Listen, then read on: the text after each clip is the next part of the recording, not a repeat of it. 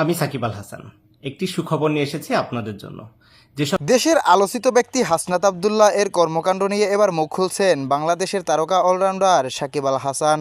সম্প্রতি এক লাইভে সাকিব আল হাসান বলেন, হাসনাত তুমি এগিয়ে যাও, বাংলাদেশ তোমার সাথে আছে।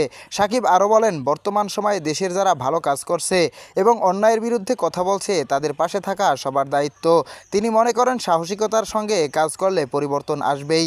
লাইভে তিনি আরও যোগ করেন, যে কেউ যদি দেশের জন্য সৎভাবে কাজ করে আমি সবসময় তার পাশে থাকব। এই বক্তব্যের পর সামাজিক যোগাযোগ মাধ্যমে ব্যাপক আলোড়ন সৃষ্টি হয়েছে।